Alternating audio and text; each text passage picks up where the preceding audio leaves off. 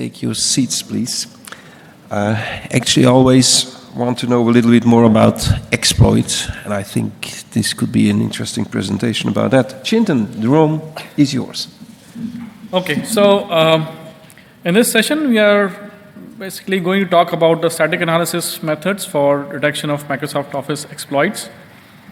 A quick introduction of the speaker. I kind of have 14 years of experience in the network security industry, currently working with McAfee IPS research team, and I'm passionate about researching targeted attacks, uncovered multiple of them in the past, uncovered multiple targeted attacks with the government organization in the past, worked with them as well.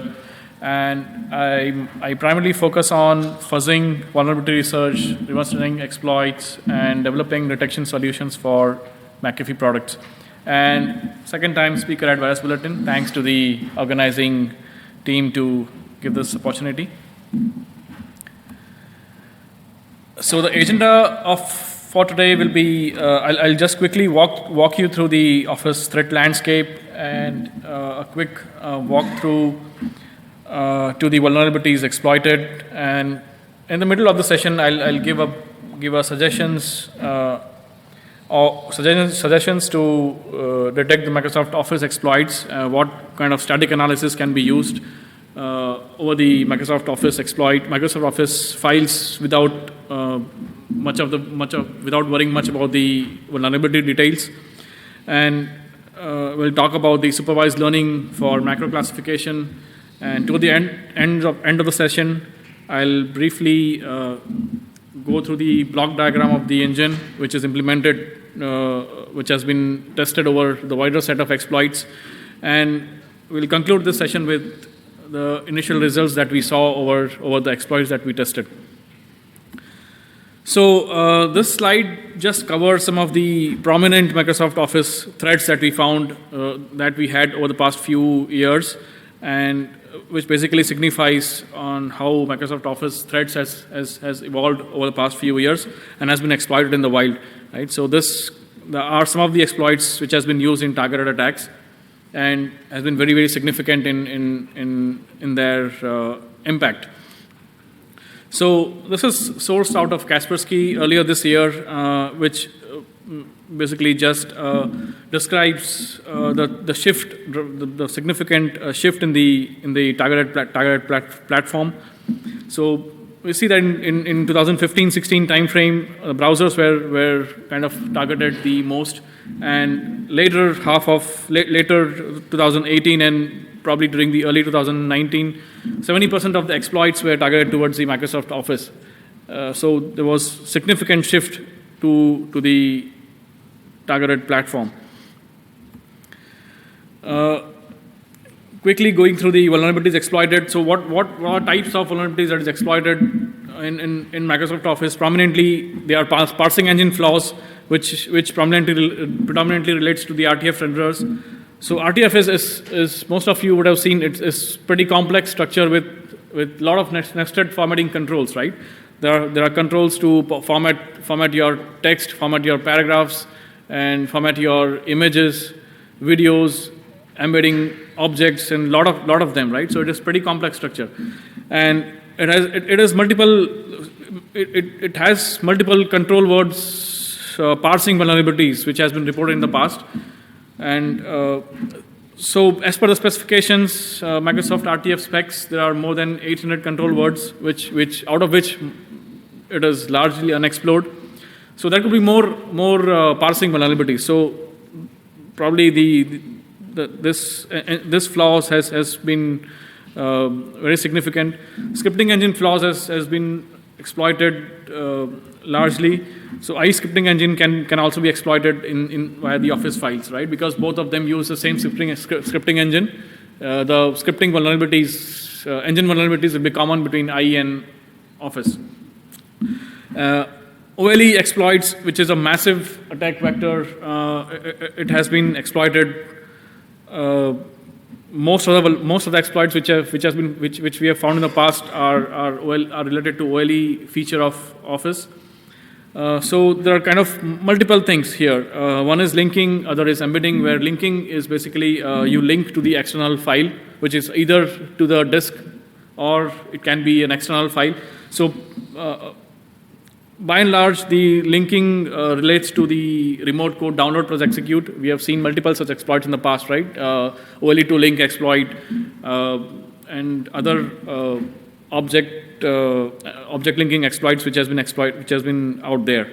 Embedding primarily relates to the memory corruption exploits, or it can also be a containered exploit where the embedded document or embedded object can be used to aid further exploitation, right? For example, it could be used to perform a mitigation bypass, or it could be used to manipulate a process heap. Static analysis for generic detection. So primarily what we need is a robust document parser which can extract embedded objects and streams, and it should be able to handle the streams and document structure obfuscations, which are kind of pretty significant in the exploits. These obfuscations can make the analysis pretty difficult if you see the obfuscations in RTF file format. They are kind of pretty nested control words, and it would make the reverse engineering pretty difficult. But apparently the Office RTF parser engine, Microsoft RTF parser engine can handle this kind of obfuscations pretty well. So that's the reason attackers basically use this obfuscation and primarily try to misguide the RTF parsers or try to mislead the analysts. The focus of the static analysis engine is to detect weaponized exploits, which basically uses auxiliary methods, and it doesn't worry about the vulnerability details, but it primarily focuses on detecting malicious code embedded inside, either hidden or apparently visible payload inside the embedded objects and object streams. It is basically designed to detect the containerized exploits, extraction of embedded documents, and then again forwarding feedback, doing a feedback to the same analysis engine to reanalyze the extracted document and point us to the external code. So going to the rich text format, so what kind of methods can be used to analyze a rich text format files? So primarily one of the static analysis heuristic is the control words parsing. So we can see the control words are larger in number, and they have certain parameter, and they take a data which could be either binary or which could be a simple numeric parameter, or which could be a binary data. So in this control words, destination control words are of special interest to us. Destination control words are basically those which takes the stream of binary data, and there are very less restrictions on what kind of data that you can store into these control words, right? And there are more than 1,000 of them. So you can see in the left there are a whole lot of control words which can consume data, and apparently because of that, the data streams can be embedded. The streams that is embedded in these control words can be either a shellcode, can be either a malicious executables, or can be obfuscated to break the mature parsers, right? So, and as an example, there are a couple of exploits which embed, for example, a p-fragments exploit which embeds a shellcode inside as a part of the control word data. And on the left hand side, the upper left hand side, there is another control word called level text control word which was very heavily used in targeted attacks, which was an RTF exploits having shellcode inside the control word data, right?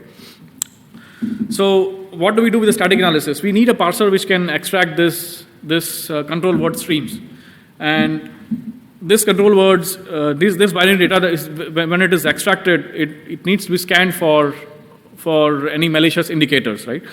So this can prominently detect many of the auxiliary strategies that an exploit can have.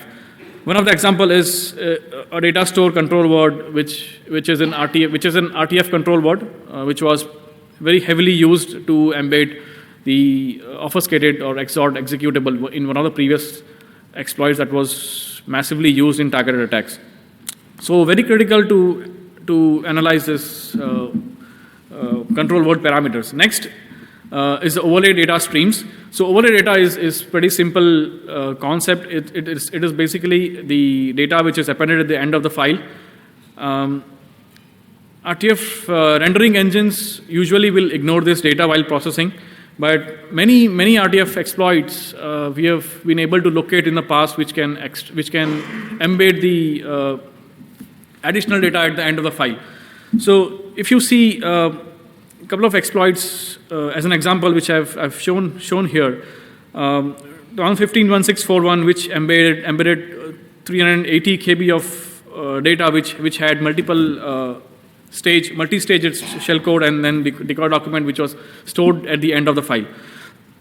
Next is one of the more recent exploits where around 180 KB or 190 KB of data was appended at the end of the RTF file. So very, very important to extract this overlay data and analyze it further. So what should we do here? Is simple heuristic is to look at the end of the file, and almost always the larger volume of overlay data is almost always suspicious almost always suspicious. So in our testing, we have basically tested a few thousands of exploits having overlay data, and we've found that RTF files with overlay data more than 300 bytes, more than 93% of that kind of files are found to be suspicious. In fact, malicious as per the detections. So pretty interesting auxiliary strategy which is been used in RTF exploits lately. OLE is, as I said, is a massive attack vector which has been abused very, very heavily in the recent past. So this OLE is the object control word, which the object data is a parameter to this object control word, and which is kind of the format of the data is OLE save to stream in the OLE 1.0 native stream format. And when the object is embedded, there are kind of certain modifiers to this control word, which is obj emb or obj autolink, which indicates either the object is embedded or either the object is linked, right? So the advantage of that is that the advantage of this kind of exploit is it is very easy to implement. It is very easy to target the victims, and there is no complex exploit which is required. Basically, no memory corruption exploit which is required to execute this strategy. So recent trends has been largely to do a remote code download plus invoke respective handlers. It could be either MS-HTA handler, it could be WSDL handler, and then it could be a HTML handlers, invoke respective handlers, and then do a remote code execute. So your code could be sitting anywhere outside anywhere to the external server, and then you can basically just link your object to that external code and then download and execute, which is pretty simple to target victims. Now, as an example, the red mark basically indicates the RTF control word structure.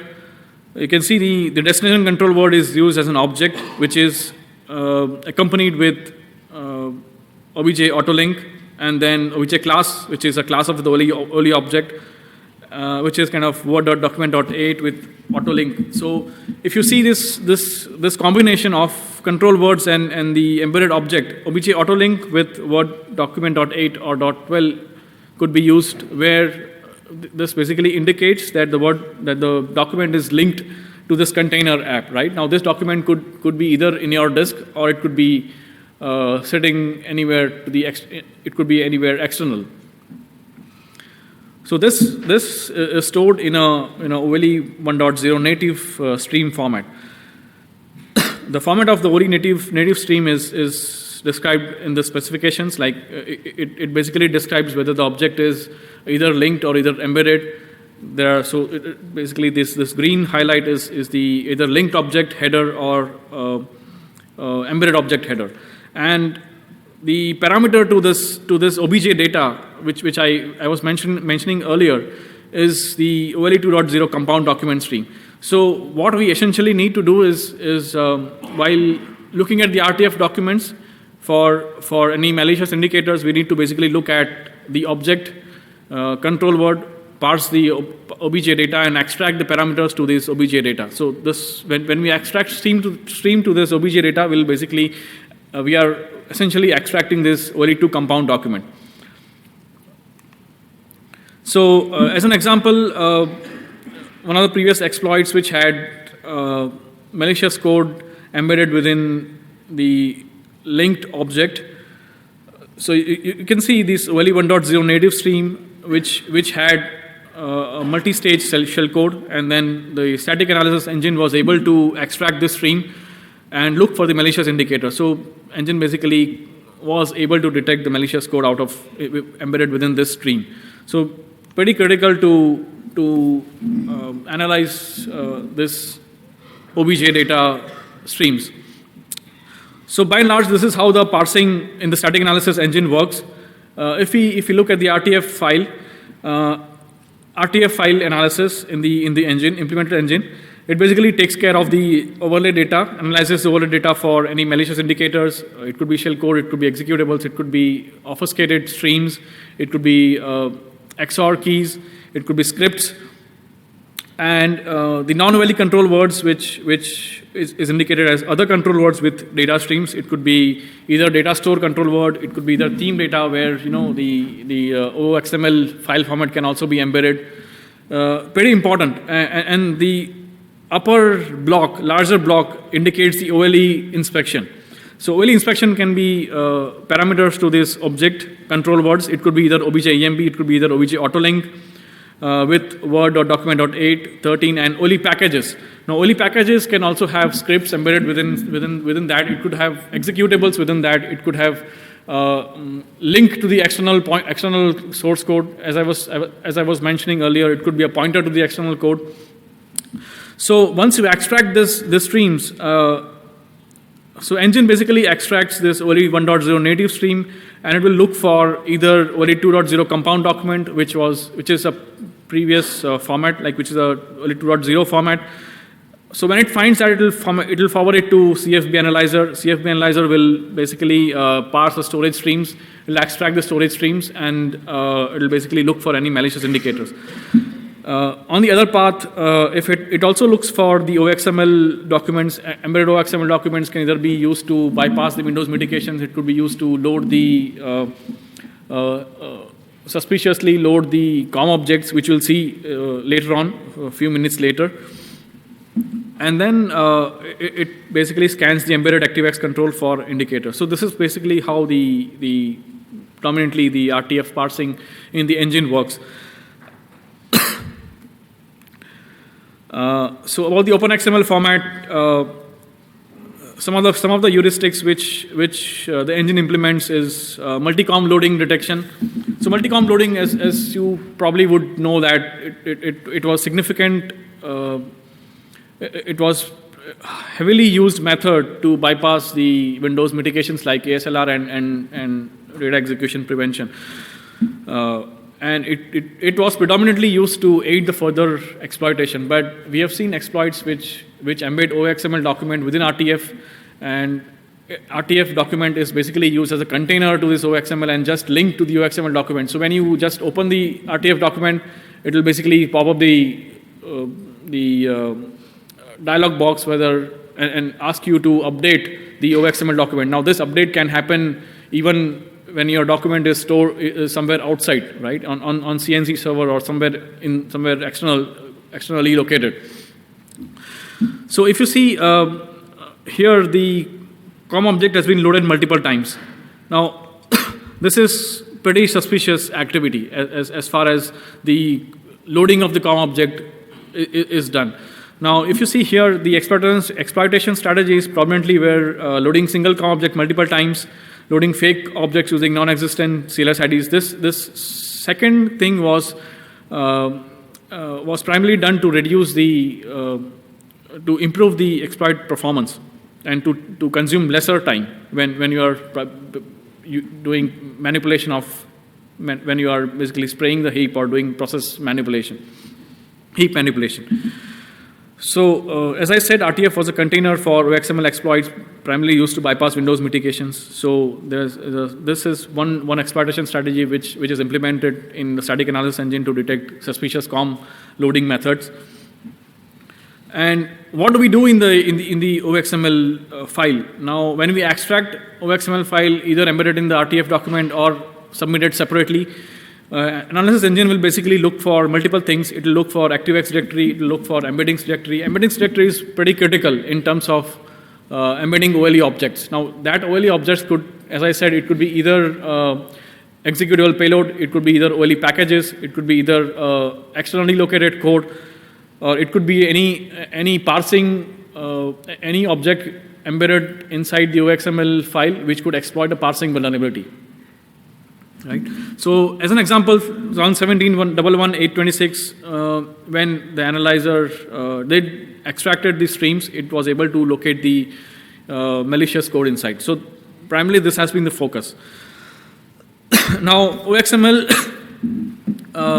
we also need to do the stream analysis where we also check for supplemental techniques.